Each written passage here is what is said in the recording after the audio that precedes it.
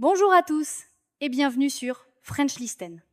Je m'appelle Sandra et aujourd'hui, on va parler d'un sujet qui me tient vraiment à cœur. Les toutes premières étapes après avoir décidé d'apprendre le français. Avec moi, il y a Bernard. Salut Bernard. Salut Sandra, salut à tous les auditeurs. Honnêtement, cette phase, tu sais, le moment juste après avoir dit « Ok, je me lance », c'est souvent un peu flou. Il y a tellement d'infos partout, on ne sait plus par où commencer. Je suis tout à fait d'accord. Et franchement, je me souviens avoir été complètement perdue au début. On va justement décomposer 7 choses concrètes à faire pour partir du bon pied.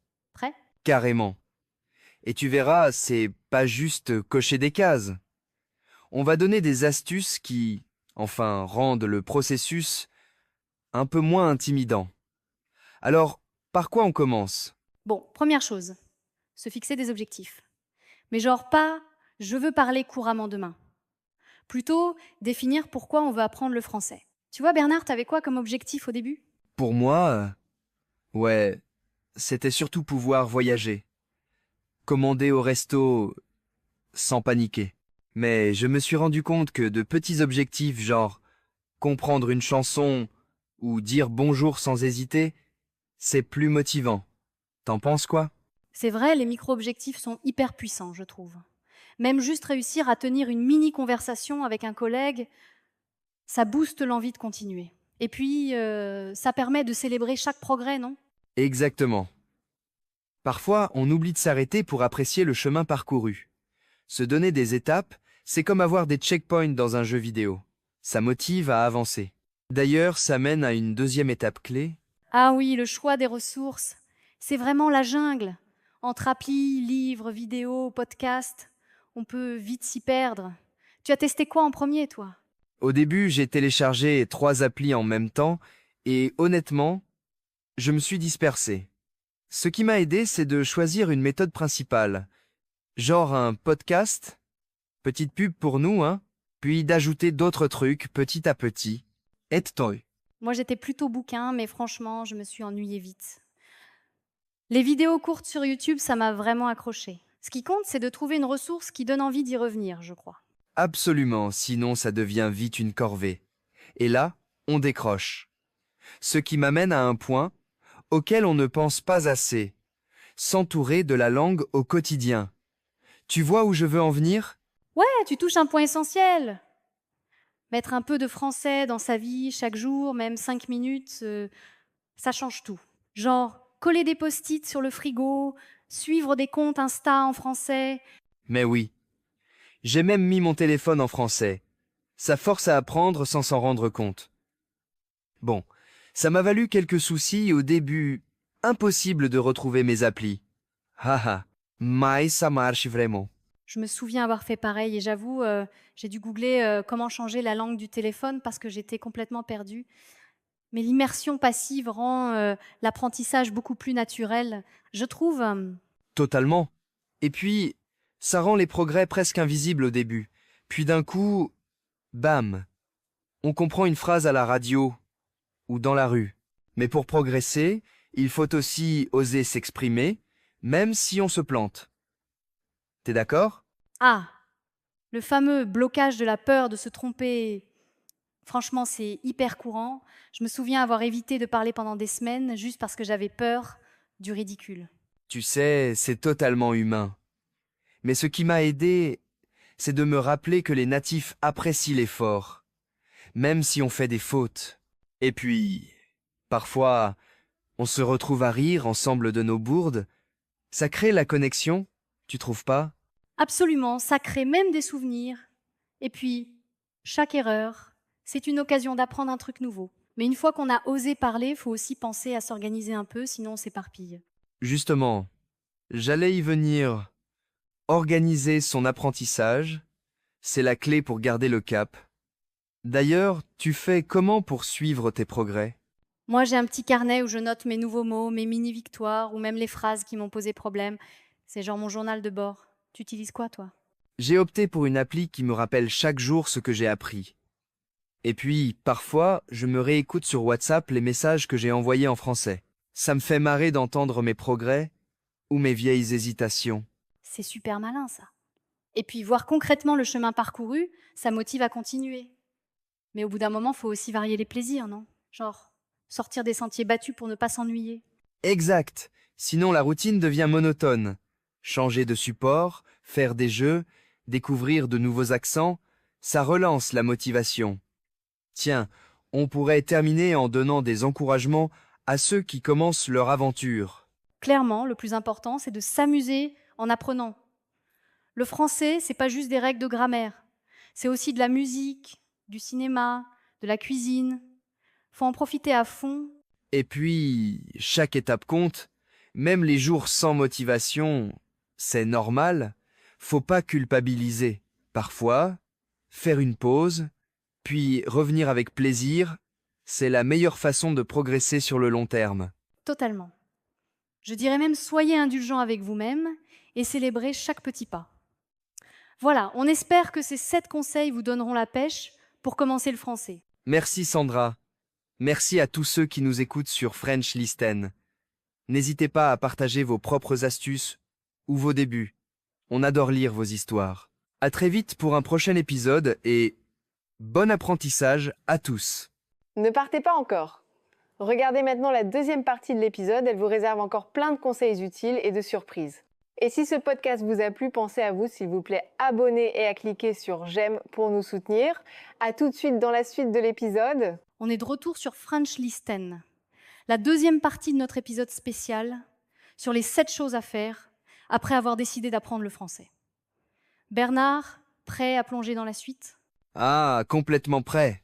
J'avoue que la première partie m'a déjà donné envie de reprendre mes vieux manuels de grammaire, mais là, j'ai hâte de partager des astuces concrètes, celles qui font vraiment la différence au quotidien.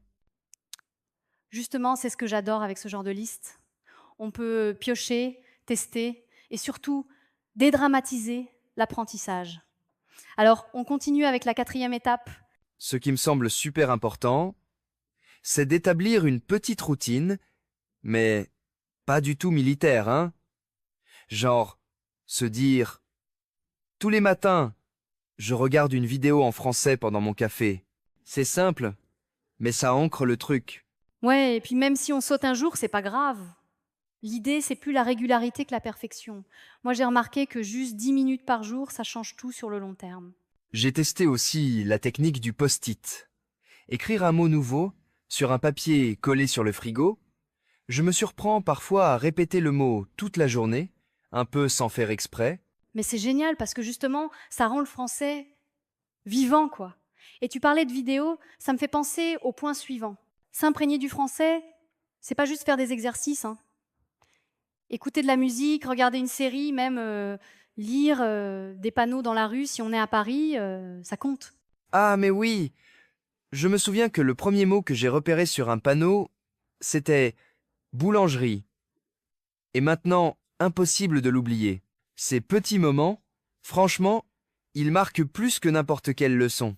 C'est comme si le cerveau associait un souvenir sympa à un mot et pouf, il reste en mémoire sans effort. Et puis, tu vois, même les pubs à la radio, parfois c'est pénible, mais on finit par comprendre des expressions. C'est un apprentissage en douce, presque sans s'en rendre compte. D'ailleurs, ça me rappelle, à un moment, il faut se jeter à l'eau et parler. Même si on fait des fautes, tant pis. Tu te souviens de ta première conversation en français? Ouh là, je crois que j'étais rouge tomate, mais honnêtement, les gens sont plutôt indulgents. J'ai bafouillé, j'ai cherché mes mots, mais à la fin, j'avais réussi à commander mon café sans passer par l'anglais. Petite victoire. Mais c'est hyper important, ces mini-victoires. Plus on ose, plus on progresse. Et parfois, les erreurs donnent lieu à des conversations super sympas. Tu trouves pas? Totalement. Justement, la fois où j'ai confondu poisson et poison, ça m'a valu un fou rire mémorable avec une vendeuse. Comme quoi, le ridicule ne tue pas, ça rapproche. Après, ce que je conseille aussi, c'est de ne pas apprendre tout seul. Trouver un partenaire d'échange ou même un petit groupe, ça motive de ouf. C'est clair. Quand j'ai rejoint un tandem linguistique, j'ai découvert des façons de parler que je n'aurais jamais vues dans les livres. Et puis, Il y a ce côté soutien moral, tu sais, quand on galère sur la prononciation. Grave. Et puis on se sent moins jugé. On peut rigoler ensemble des erreurs, partager des astuces, et ça donne envie de continuer. D'ailleurs, tu te rappelles de ce groupe WhatsApp où tout le monde devait dire une blague en français le lundi matin? Oui. Et franchement, même si les blagues étaient nulles, ça donnait le sourire et l'occasion de pratiquer. Ah, ça vaut tous les exercices du monde. Ce qui compte aussi, c'est de garder la motivation, surtout quand on sent qu'on stagne un peu. Tu as des petits rituels pour ça, toi? Ouais, en fait, je me fais des mini-défis, apprendre 5 nouveaux mots par semaine, ou écrire un tout petit texte, un truc rigolo. Et toi, tu fais quoi quand t'as un coup de mou? Moi, j'écoute une chanson française à fond et j'essaye de comprendre les paroles. Même si je pige pas tout, ça me remet dans le bain. Et puis je me dis que chaque mot appris, c'est déjà une victoire. C'est exactement ça. Les petites victoires, c'est ce qui fait qu'on prend plaisir à continuer. D'ailleurs, avant de conclure, tu as un dernier conseil à partager? Si je devais résumer, je dirais que l'essentiel, c'est d'y aller étape par étape, sans pression, oser, s'amuser et ne jamais avoir peur de faire des erreurs. Le reste suit. Et puis, franchement, apprendre le français, c'est autant une aventure humaine qu'un défi linguistique. On rencontre des gens, on découvre des cultures, alors foncez! Merci Bernard, et merci à toutes celles et ceux qui nous ont écoutés jusqu'ici. On espère que ces conseils vous donneront l'élan pour continuer. On se retrouve très vite dans le prochain épisode de French Listen. En attendant, prenez soin de vous et amusez-vous avec le français. À bientôt. Ne partez pas encore. Regardez maintenant la troisième partie de l'épisode qui vous réserve encore plus de conseils utiles et de surprises. Et si vous aimez ce podcast, n'oubliez pas de vous abonner et de cliquer sur j'aime pour nous soutenir. À tout à l'heure pour la suite de l'épisode. Alors, j'ai quelque chose de super cool pour toi aujourd'hui. On va parler français, enfin, de ce qu'on fait après avoir décidé d'apprendre le français. C'est pas toujours évident, hein? Absolument. C'est une question que l'on me pose souvent et, tu vois, il y a plein de choses à considérer une fois qu'on a pris cette décision. C'est un peu comme, se lancer dans une aventure, mais il faut bien se préparer. Exactement. Une aventure, c'est le mot. Alors, pour nos auditeurs de French Listen, quelles sont les 7 choses essentielles à faire après avoir décidé de se lancer dans l'apprentissage du français? Je suis toute oui. Bon, alors, la première chose, et c'est crucial, c'est de définir ses objectifs. Pourquoi tu veux apprendre le français? Est-ce que c'est pour voyager, pour le travail, pour le plaisir, pour impressionner quelqu'un? Tu vois, il faut que ce soit clair. Ça a du sens. Si tu sais pas où tu vas, tu risques de te perdre, c'est comme ça dans tout, en fait. Exactement. Et une fois que tu as tes objectifs, tu peux passer au deuxième point. Trouver les bonnes ressources. Il y a tellement de choix aujourd'hui, tu vois, des manuels, des applications, des sites web, des podcasts. Mais il faut trouver ce qui te convient le mieux. Des podcasts, comme French Listen, par exemple. Un peu d'autopromotion, ça fait jamais de mal. Mais sinon, ouais, c'est vrai qu'il y a plein de trucs. Comment on fait pour choisir, alors? Eh bien, il faut tester. Et c'est plusieurs méthodes, plusieurs supports, et vois ce qui te plaît le plus, ce qui te motive le plus. C'est vraiment important que tu prennes du plaisir à apprendre. Sinon, tu vas vite te décourager. Troisième point, se créer une routine d'études. Ah oui, la routine. Le truc que j'ai toujours du mal à tenir. Dis-m'en plus. Il faut être régulier, même si ce n'est que 15 ou 20 minutes par jour. L'important, c'est la constance. Trouve un moment dans ta journée où tu sais que tu seras disponible et tiens-toi Y. Et puis, tu sais, tu peux varier les activités pour pas te lasser. Ok, je vois. Donc, objectif, ressources, routine. Quoi d'autre? You. Quatrième chose, pratiquer, pratiquer, pratiquer. C'est essentiel, tu vois. Il faut parler, même si tu fais des erreurs. C'est comme ça qu'on apprend. Trouve des partenaires linguistiques, participe à des groupes de conversation, inscris-toi à des cours. Il y a plein de possibilités. C'est vrai que c'est intimidant au début, mais après, ça devient plus facile. Et puis, les Français sont souvent contents quand on essaie de parler leur langue, non? La plupart du temps, oui. Cinquième point, s'immerger dans la culture française. Regarde des films, écoute de la musique, lis des livres, suis des comptes de réseaux sociaux français. Bref, entoure-toi de français. Ah, ça, c'est le plus fun. J'adore regarder des films français, même si je comprends pas tout au début. Ça aide vraiment, en fait? Enormment. Ça te permet de te familiariser avec la langue, avec les expressions, avec la culture. Et puis, ça te donne envie d'en savoir plus. 6e conseil, ne pas avoir peur de faire des erreurs. Ah, le grand classique. Mais c'est vrai que c'est dur de pas se sentir bête quand on se trompe. Bien sûr. Mais il faut se dire que c'est normal. Tout le monde fait des erreurs.